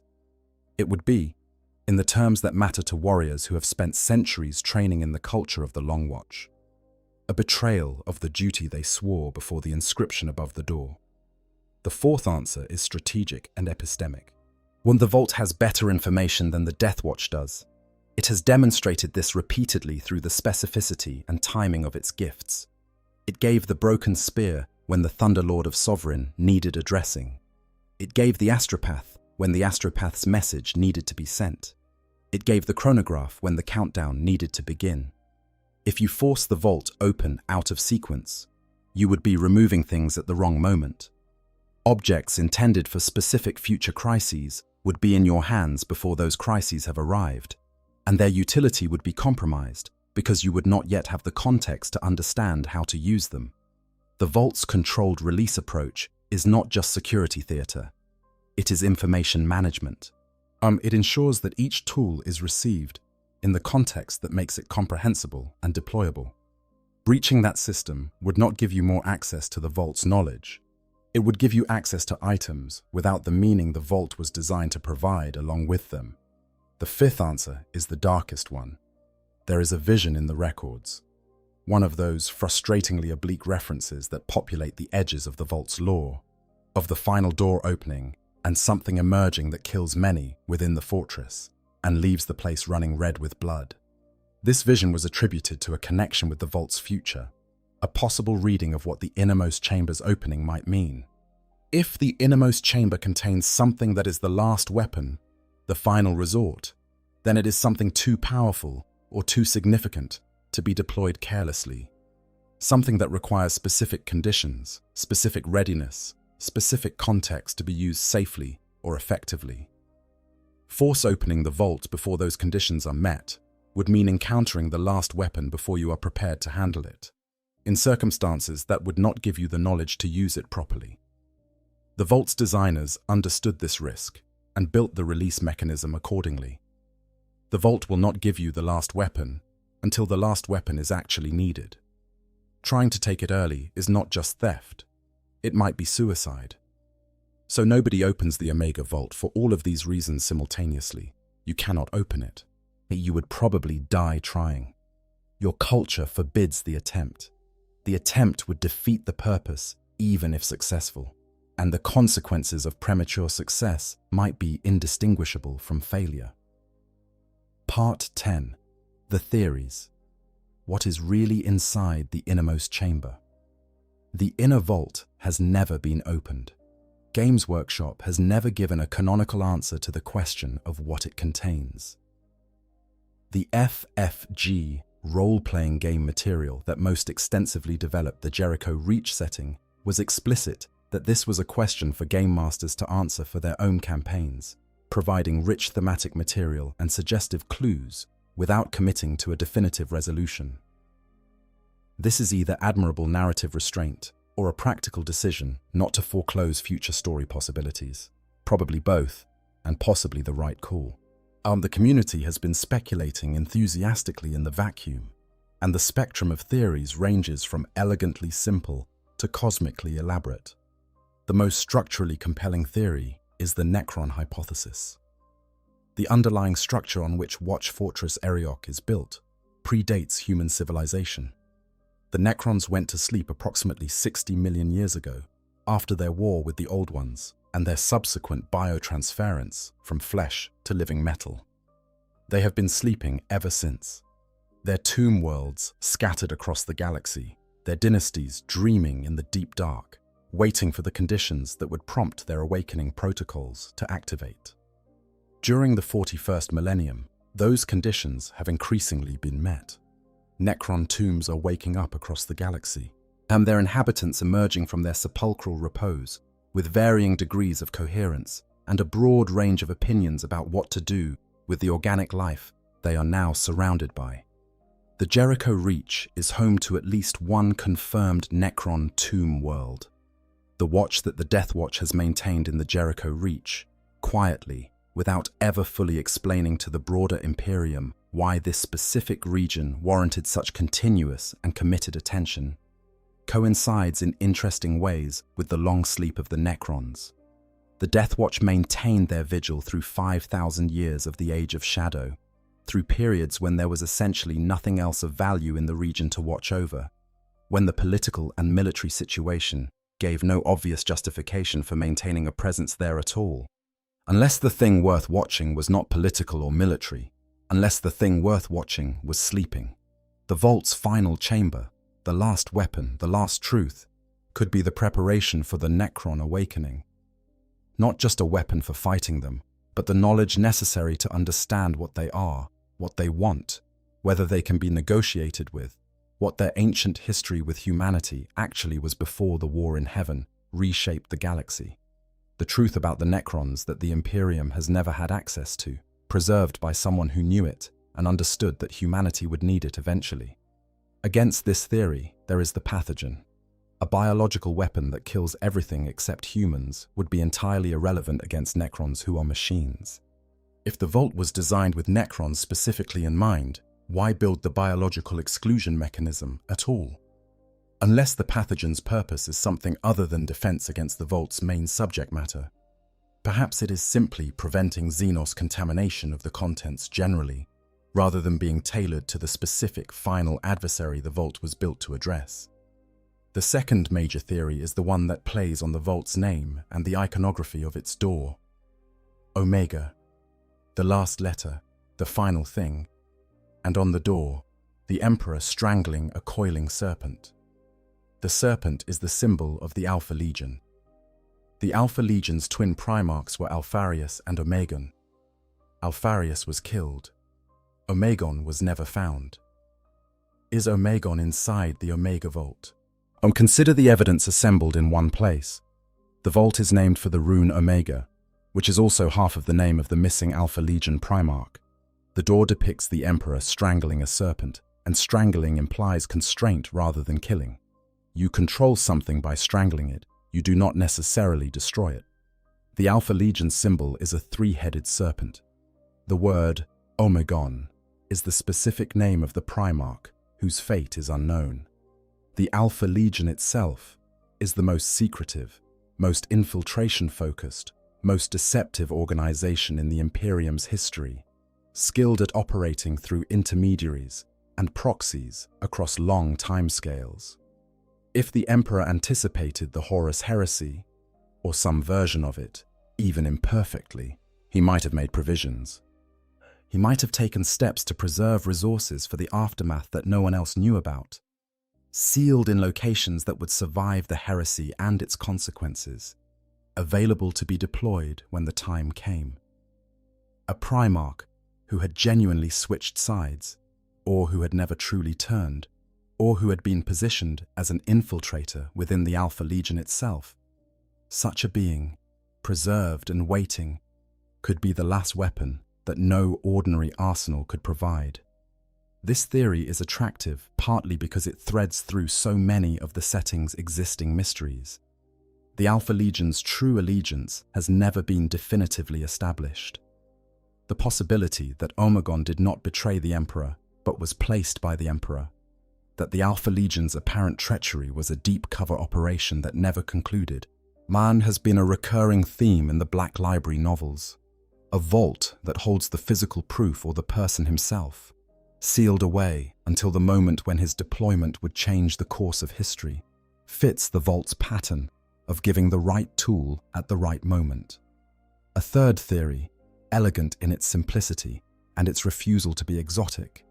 The vault contains the Emperor's own words, not a weapon, not a person, a record. The actual testimony of the Emperor of mankind about his intentions, his plans, the nature of the God-Emperor myth that has grown up around his comatose form on the Golden Throne, the truth about what the Imperium was supposed to be versus what it became. In an empire built on suppression of knowledge and rigid ideological control, yet the most destabilizing thing imaginable would be the Emperor's actual views. And the most clarifying thing imaginable, for a civilization that has been guessing at his will for 10,000 years, would be the same. The vault says the last fortress is truth. If the truth it contains is the Emperor's own truth, the actual intent behind everything that has been done and endured in his name, then both the vault's inscription and its design make perfect sense. The truth about the Emperor is the last fortress because once humanity knows it, they know what they are actually fighting for, or they know that they have been fighting for the wrong things. Either way, it is clarifying in a way that no amount of firepower can match. A fourth and more speculative theory draws on the oldest deep lore of the 40,000 universe. The Old Ones, those ancient, yet mysterious beings who created most of the galaxy's sapient species during a period so remote it has passed out of even the Eldar's memory into pure legend, were destroyed in the war in heaven, the conflict with the Necrons and their Catan star gods. They were the galaxy's original architects. Before their destruction, they may have left things behind, gifts for the races they had created, designed to help those races survive the challenges that the Old Ones could see coming, even as they faced their own extinction. The Omega Vault's precognitive capability, its ability to anticipate specific events thousands of years in advance and provide specific tools for addressing them, is most naturally explained as either a very advanced artificial intelligence or something that had genuine access to a larger temporal perspective. The Old Ones, who existed before the warp, was corrupted by the psychic reflections of sapient life's suffering, might have had access to a form of long-range perception that later beings cannot match. If they created the Vault, or if they created the pre-human structure that the Vault's later human builders incorporated, then the Vault's extraordinary predictive accuracy becomes less inexplicable. They would have been able to see what was coming in a way that no purely mechanical system could replicate.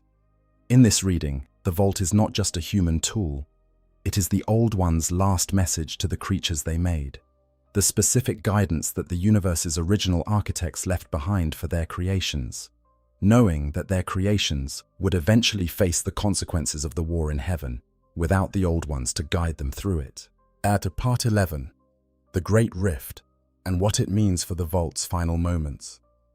The story of the Omega Vault does not conclude cleanly within the time frame of the 40,000 setting, because the Vault has not finished opening. But the events of the 41st Millennium's final years transform the context in which it will eventually open, in ways that give the Vault's remaining silence a particular weight. The Achilles Crusade began in 777 M41 with what seemed like genuine promise. The Jericho Moor Warp Gate had been rediscovered, a stable transit route connecting the Calixis sector all the way across the galaxy to the Jericho Reach. For the first time in 5,000 years, the Imperium had a reliable way to project military force into the region without the years-long journey through uncertain warp routes that had previously made strategic commitment effectively impossible. Lord Militant Tiber Achilles crossed through that gate with an enormous force and began the reconquest of the Jericho Reach, and for a time the initial campaigns went well. They did not stay going well. The three salients of the Crusade, Acheros, Orpheus, and Canis, each hit resistance that proved greater and better organized than the initial intelligence suggested. In the Acheros salient, pushing toward the heart of the Hadex anomaly's domain of demon worlds, the Crusade forces met chaos opposition that had been entrenching in the region for centuries and knew every defensive position intimately. Yet the battle became what the Imperial Guard soldiers who fought it called the meat grinder, an attritional nightmare that consumed human lives at a rate that no amount of reinforcement through the warp gate could sustainably match. Over 160,000 troops were lost in 6 weeks during one particularly catastrophic chaos counterattack alone. In the Orpheus salient, which had initially been the most successful of the three advances, the universe delivered a complication that no strategic planning had anticipated: Hive Fleet Dagon. Arriving from the void in 814 M41, the Tyrannid fleet that would consume world after world in the rimward portions of the Jericho Reach was designated a splinter of the larger Hive Fleet behemoth, the swarm that had been defeated at Macragge decades earlier. This one was not defeated. In 4 years, was it reduced a salient that had controlled 60 star systems to less than half its former combat strength, with leadership fractured, morale collapsing, and 9 worlds confirmed entirely consumed, biosphere stripped to dead rock. In the Canis salient, on the third front, the Toe Empire's ongoing expansion into the Black Reef region of the Jericho Reach had given them an entrenched foothold that was expensive to contest and difficult to dislodge. The commander of this salient, Lord Commander Ebengrave, had descended over the years from a capable military officer into increasingly paranoid isolation in his fortress, making decisions from behind walls of mistrust and rarely emerging to engage directly with the campaign he was nominally leading. The Death Watch, operating through all of this, was increasingly active, missions more frequent, casualties higher, the pace of operations driven by the converging threats in ways that no single kill team could address comprehensively. And the vault was opening, again and again, with greater frequency than it had operated at since the founding of the Death Watch in the Jericho Reach. The vault released chambers and provided tools and updated the Death Watch's operational picture with intelligence that had been sealed within it for years or centuries. And then came the end of M41 and the event that changed everything about the galaxy. The Great Rift opened. The Cicatrix Maledictum, that catastrophic galaxy-wide warp rift that split the Imperium in half, did not appear in a vacuum. It was the culmination of 10,000 years of spiritual degradation, the final expression of a galaxy that had been filling with the psychic pollution of suffering and worship for longer than most civilizations have existed. When it tore through real space, it stretched from the Eye of Terror in the galactic west all the way to, and here is the detail that connects it directly to our subject, the Hadex anomaly in the east. The Hadex anomaly, which had been a regional catastrophe since its formation in 656 M40, became the eastern terminus of the Great Rift. That temporal warp rift at the heart of the Jericho Reach, which had already swallowed worlds and corrupted star systems and warped the flow of time in its vicinity, was connected into a wound that ran across the entire width of the galaxy. The Jericho Reach, already besieged from multiple directions, and now found itself not merely at the edge of the Imperium's territory, but at the edge of one of the largest warp rifts in galactic history.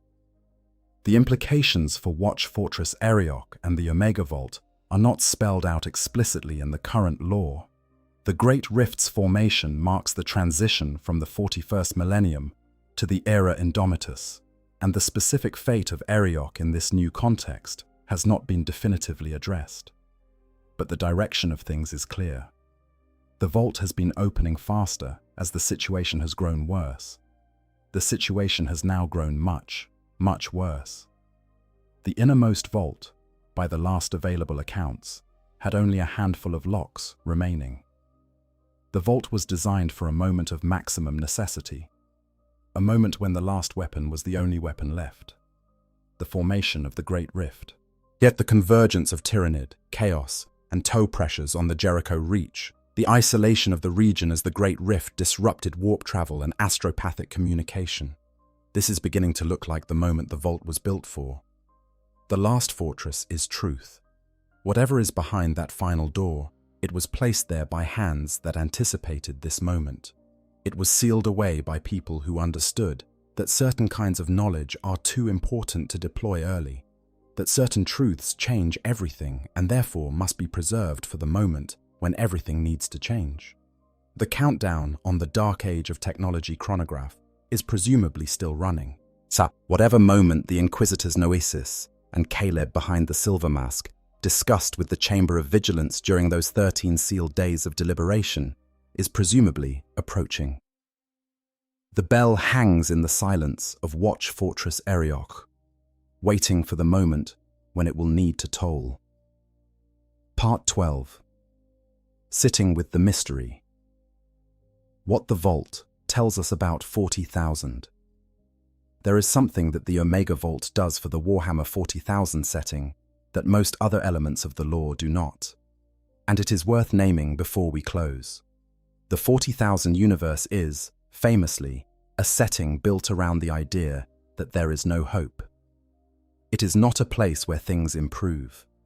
The Imperium is described as barely holding on, perpetually one catastrophe away from extinction. Its institutions rigid and corrupt and incapable of the adaptation that might allow them to survive. The aliens are hostile. The warp is poison. The gods are hungry. The darkness is winning, slowly and continuously. And every victory is just a postponement of an eventual defeat. And into this setting, the Omega Vault quietly insists on something different. Someone cared. Someone cared enough about humanity's future to spend extraordinary resources and presumably significant portions of their own lives designing and building something that would still be functioning 10,000 years later. Someone had enough faith in humanity to seal the most important truths away for safekeeping, rather than publishing them and hoping for the best. Someone trusted that eventually, even in the darkness of a grim setting, i.e. the right people would be in the right place at the right moment to receive what they needed. That is an act of hope, quiet, long-term, expressed in engineering rather than words, but hope. The vault was built by people who believed that humanity had a future worth saving. And then they built a mechanism to help save it, and left it running in the dark for thousands of years, and waited. The long vigil that the Death Watch keeps is not just a military posture. It is, in a certain light, an act of faith. Faith that the vigil means something, that the waiting will eventually be justified, that the vault will ultimately give them what they need to do, what the vault's designers intended. Whether or not that faith is justified is something the lore has, deliberately and wisely, refused to answer. In the grim darkness of the far future, there is only war, but at the heart of that war, buried in the dead starlight of a dying system on the edge of everything, a door stands that someone built with the intention that opening it would matter, that the truth inside would be enough. The last fortress is truth. That is worth watching over. That is worth a long vigil. The bell tolls, but not yet. We have been sitting together in the dark of the Jericho Reach for a long time now. We have walked through the history of a region that the Imperium abandoned, and the Death Watch refused to abandon. We have stood before a door 40 paces high, sealed behind the defenses of a capital warship, breathing air that would kill almost anything in the galaxy except us. We have read the inscription above it and listened to the vault as it ticks and turns and, very occasionally, opens to give someone something they need. We have looked at the gifts, the broken spear, the data crystal with its fatal coordinates, the Death's Head hologram, the bolt gun from the Siege of Terror, the Derleth lexicon that triggered a fortress-wide alarm to ensure someone would read it, the silver-masked inquisitors with their Dark Age countdown clock, the stasis-preserved astropath and their 2 words, and their death. And we have looked ahead to the innermost vault and its falling locks, to the convergence of crises that is driving the vault's accelerating openings, to the formation of the Great Rift and the Hadex anomaly at its eastern anchor, to the question of what the last weapon and the final truth actually are. Nobody opens the Omega Vault, but the Omega Vault is slowly opening itself. Whatever is inside has been waiting a very long time for the moment to be right. The Vault's designers, whoever they were, judged that moment correctly enough to build a machine that has functioned flawlessly for thousands of years in anticipation of it. The Death Watch has kept their compact with that design, maintaining their vigil in a dying system on the edge of a dying region of space, trusting that the waiting would eventually be justified. In the grim darkness of the far future, In a setting built around the certainty of eventual extinction, the Omega Vault is the quietest and most patient act of defiance in the whole universe. It says, "We thought ahead. We planned for this. We believed you would be here when you needed this, and we made sure it would be here for you." That is either the most beautiful thing in 40,000 or the saddest. Possibly both. I'm not sure the two are separable. Thank you for spending this time with me in the dark. If you found this video, if this quiet corner of the lore reached something in you the way it reached something in me, I would love it if you hit that like button and subscribe to Q on 40k. This channel is built for exactly this kind of exploration. The deep places, the patient mysteries, the things that reveal themselves slowly if you give them the time they deserve. If there is another door you want to stand before, another vault you want to try to understand, leave it in the comments. The galaxy has more secrets than any one person can hold, and that is part of why it is worth spending time with. Watch well. Keep the vigil long. The bell has not tolled yet. An end of script. Appendix. The Death Watch in context. Understanding the Long Watch. To fully appreciate the Omega Vault's significance, it helps to understand what the Death Watch actually does on an operational level, because the organization's specific mission shapes the Vault's specific purpose in ways that become clearer the more you understand the Death Watch's day-to-day reality. The Death Watch is unlike any other Space Marine organization in the Imperium. Standard Space Marine chapters are cohesive organizations, warriors who have trained together since childhood, who know each other's fighting styles and personalities and weaknesses, who share a chapter culture and a chapter doctrine and a chapter gene seed that connects them to a single Primarch's legacy. They are families. In the way that military families are families, bound by shared experience, shared suffering, shared purpose. The Death Watch takes a radically different approach. Kill teams are assembled from veterans drawn from many different chapters, specialists in different kinds of combat brought together specifically because their different skills and backgrounds and doctrines complement each other when facing alien threats. A Salamander's veteran who knows flame weapons alongside a Space Wolves pack leader who fights in close quarters alongside a Dark Angels veteran who specializes in information gathering alongside an Ultramarines sergeant who brings tactical precision to whatever he does.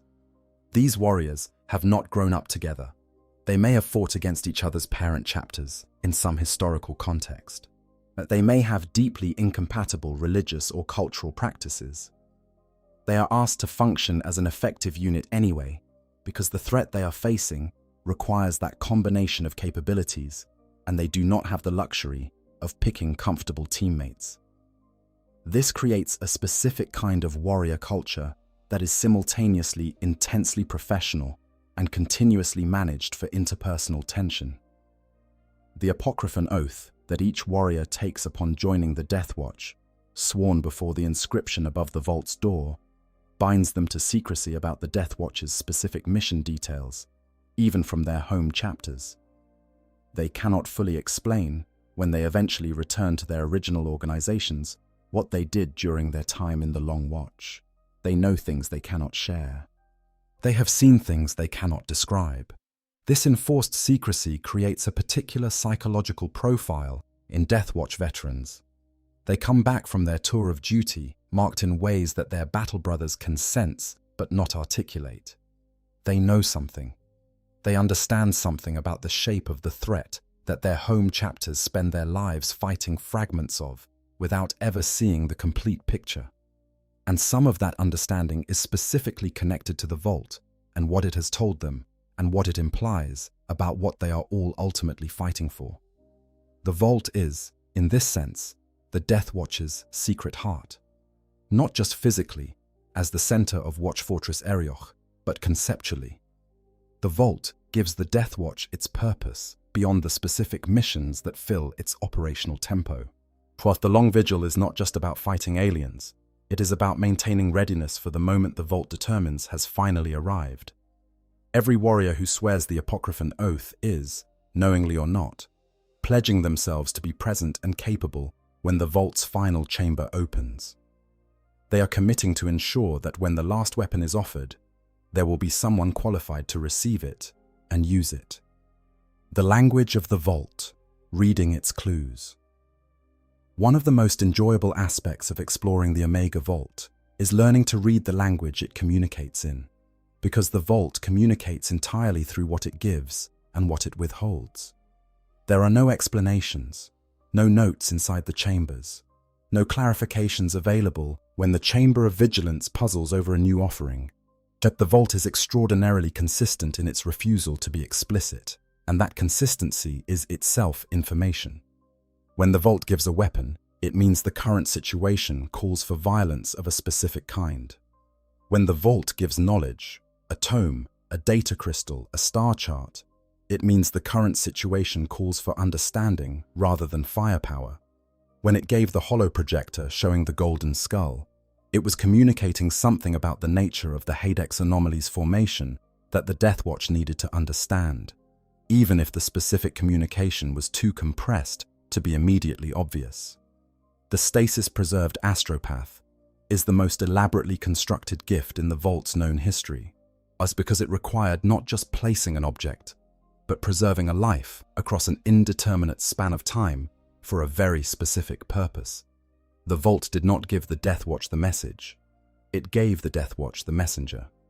This implies that the message itself needed to come in a specific form, that a recorded text would not have sufficed, that the particular way in which an astropath sends a message, through the warp, directly to a recipient who receives it as communication rather than as a physical object, was essential to the message's delivery.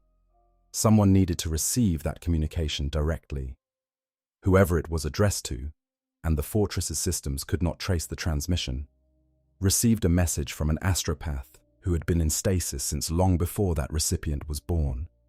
The timing of the message's delivery was the vault's choice, calibrated to a moment when the recipient would exist and be able to receive it, and when the message's content would be applicable to the situation at hand.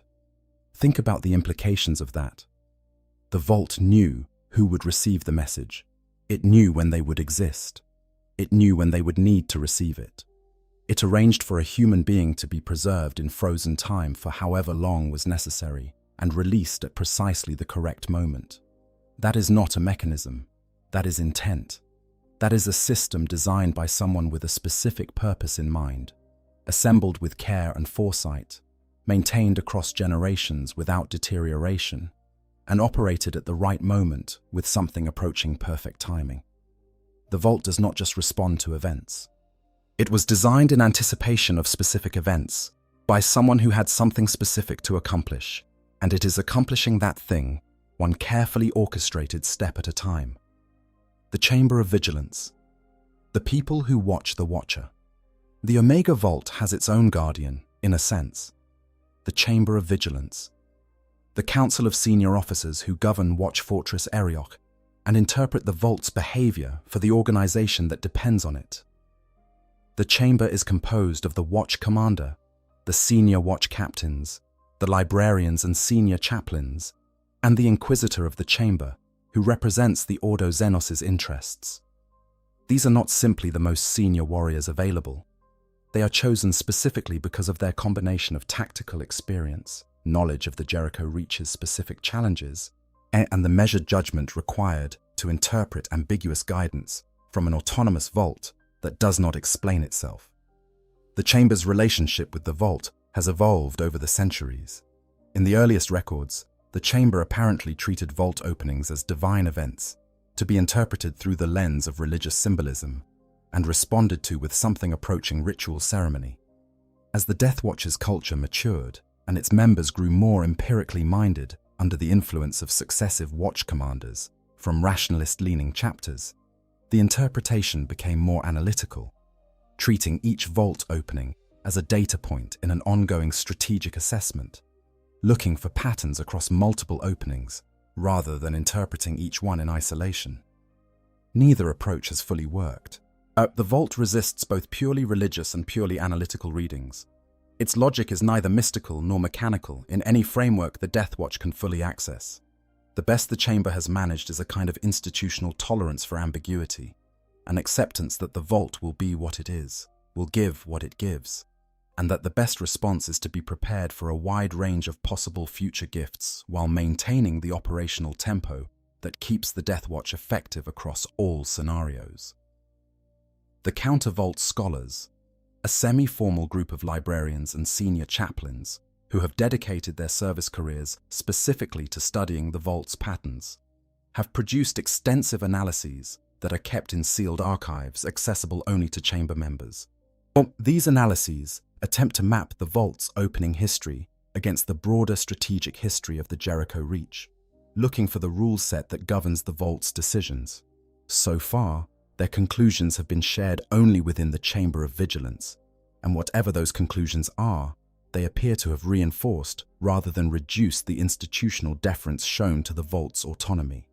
If the Countervault Scholars had cracked the Vault's logic, had figured out when it would open next, what it would give, how to anticipate its provisions, the Death Watch's operational tempo would look different. The fact that it does not suggests that even after centuries of dedicated study, the Vault's decision-making remains opaque to the most sophisticated analysis the Death Watch can bring to bear. The Vault keeps its own counsel, while the people watching it have gotten better at interpreting what it offers, but they have not gotten better at predicting when or what it will offer next. That asymmetry is presumably also intended. 2 words. The silence that speaks loudest return, for a moment, to the astropath, to the 2 words. The Omega Vault preserved a person, a human being with a specific professional capability. Astropaths are rare and valued, psychically gifted individuals trained from a young age to send and receive communications through the Imperium, maintaining the information network that connects the Imperium across star-spanning distances. Their existence is the reason the Imperium functions as a coherent entity at all rather than a collection of permanently isolated star systems. Without astropaths, there is no communication, no coordination, no empire. The Vault preserved one of these individuals in stasis, frozen outside of time, unable to age or experience or suffer, simply waiting, and held them in its atmosphere for a duration that the records do not specify, long enough that when the stasis was released, the astropath had accumulated enough suppressed biological age to die immediately. This was not an accidental duration. Whoever built the Vault understood the stasis mechanism's effect on biological aging. They knew that releasing the field would cause the accumulated years to reassert themselves. They designed this delivery method anyway, which means they determined that the trade-off, a human life spent in frozen suspension for the purpose of carrying one message, was justified. What is a life worth? A life. Now, the 41st Millennium has a somewhat different answer to this question than most ethical frameworks would recommend. The Imperium consumes human lives in tremendous quantities for purposes far less significant than whatever this astropath's message contained. In context, the Vault's choice to use a human life as a delivery mechanism is perhaps less disturbing than it would be from a modern ethical perspective. But the specificity of it, one person, one message, one moment, is striking, regardless of the broader setting's indifference to individual lives. The 2 words that the astropath spoke before dying were almost certainly not the main message. The main message was the astropathic transmission sent through the warp to a recipient the fortress's systems could not trace. But the 2 words were probably addressed to whoever was standing in the room, whoever had just released the stasis field and was looking at this ancient, waking, dying person who had been waiting in perfect suspension for an unspecified eternity to complete a single task. What do you say at the end of something like that? When you have been preserved outside of time for a purpose you presumably understood, and you have fulfilled that purpose, and you know that you are moments from death. 2 words. The Vault has never explained what those words were. The people who were in the room when the stasis was released have presumably reported to the Chamber of Vigilance, and whatever they said is sealed in those archives that no public law has revealed. The 2 words are gone, as far as anyone outside the Chamber of Vigilance can tell. And the Chamber's decision not to make them public is itself a form of communication. Some things are meant for specific audiences. The Vault knew who needed to hear those two words, and it delivered them to that audience. Everyone else gets to wonder. The inscription's second reading. Truth as the last defense. We have been treating the inscription, and the last fortress is truth, as a statement about the Vault's contents. But there is a second reading that is worth spending time with, because it reveals something about the Vault's designer's understanding of what humanity actually needs to survive. The Imperium of man in the 41st millennium is, among other things, a civilization defined by the management of its own knowledge. Now, the Inquisition exists partly to ensure that certain categories of information are never widely accessible, that the existence of alien races, the nature of chaos, the full truth about what the Emperor is, and what he needs, and what the Golden Throne is doing to him, are known only to those judged capable of handling them responsibly. The alternative, the Inquisition believes, is panic, heresy, and the collapse of the social order that holds the Imperium together. There is a certain logic to this, and the Imperium has survived for 10,000 years under its management, which suggests the approach is not simply wrong, but it has costs. The suppression of knowledge creates structural weaknesses that compound over time. When humanity does not know why it does things, it does them poorly and incompletely, it maintaining the forms of practices whose original purpose has been forgotten. When warriors cannot understand the full scope of what they are fighting, they cannot adapt their approaches when circumstances change. When citizens cannot understand the nature of the threats facing them, they cannot make meaningful contributions to the collective survival effort. The Vault says, the last fortress is truth, not tradition, not authority, not the power of a well-organized military. Truth. What truth could function as a final fortress? What piece of knowledge, if known, would be sufficient to make the difference between survival and destruction at the moment when all other resources have been exhausted? One answer: the true nature of the Emperor and what humanity is, cosmically, and what its relationship to the warp actually is. As the Emperor spent 38,000 years guiding human civilization before revealing himself during the Great Crusade, his understanding of what humanity is, its psychic potential, its relationship to the immaterium, its long-term evolutionary trajectory, was the foundation of everything he built. When he was broken at the Siege of Terror and imprisoned on the Golden Throne, the full expression of that understanding died with his active presence. What remained was a religion built around a comatose god who could not correct the misinterpretations of his followers. If the Vault contains the Emperor's actual testimony, his own account of what humanity is and where it is going and what it needs, then the truth it holds could reorient everything the Imperium has been doing for 10,000 years. That reorientation would not be comfortable, but it might be necessary. Another answer: the truth about the warp itself, and what sustains the Chaos Gods and what can weaken them. The great Chaos entities are not invincible. They are sustained by the psychic energy of living beings, by emotion, by suffering, by worship, by the patterns of thought and feeling that sentient creatures generate as a natural byproduct of their existence. If humanity's relationship to those sustaining patterns could be changed, if the truth about how to stop feeding the gods were known and acted upon, the entire strategic situation in the galaxy would be transformed. This is the reading of the Vault's inscription that is perhaps most resonant with the setting's deeper philosophical currents.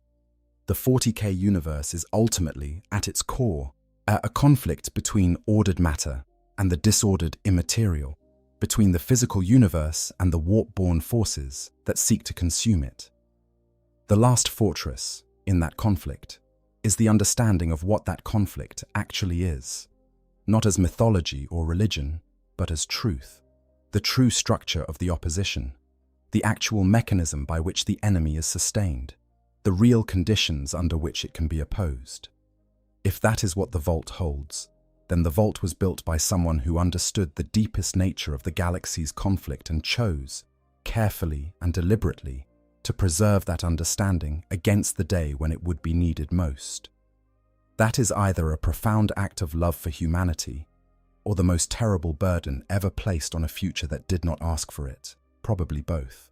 Of final approach, the vault in the era, Indemitus. The formation of the Great Rift changed the galaxy fundamentally, and its effects on the Jericho Reach specifically have been severe. The Hadex anomaly, already one of the more anomalous and dangerous features of the region, becoming one of the two endpoints of a galaxy-spanning warp rift, has transformed the local strategic situation from dire to something beyond dire. The Achilles Crusade, which was already struggling on all three salients, now operates in a region that is connected to the larger galaxy's new wounds in the most direct possible way. The warp interference that accompanied the Great Rift's formation disrupted astropathic communication across the Imperium, and the Jericho Reach, already at the edge of reliable contact, was hit harder than most.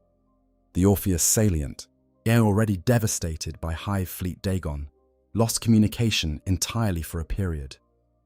Whatever remained of its forces was isolated, fighting without support or coordination, making local decisions in the absence of any strategic direction from above.